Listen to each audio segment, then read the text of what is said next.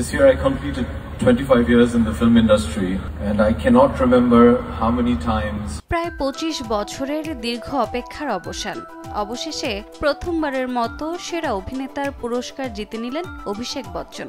সুজিত সরকারের I want to talk ছবিতে অসাধারণ অভিনয়ের জন্য এই স্বীকৃতি। কিন্তু মঞ্চে দাঁড়িয়ে তিনি যা বললেন তা ছুঁয়ে গেল লাখো ভক্তের হৃদয়। পুরস্কার হাতে নিয়ে অভিষেক বলেন, ঐশ্বরিয়া আর আরাধ্য, তোমরা আমায় বাইরে যেতে দিয়েছ, স্বপ্ন পূরণ করতে দিয়েছ। তোমাদের ত্যাগের কারণেই আজ এই পুরস্কারটা আমার হাতে।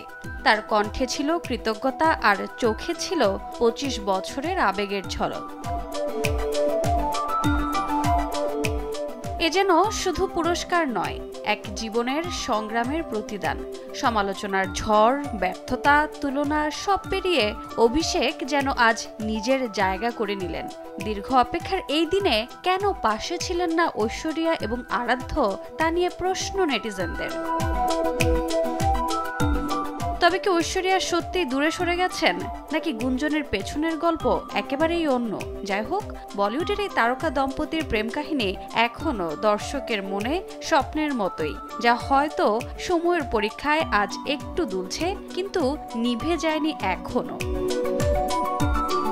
রোজা চৌধুরী, সময় সংবাদ।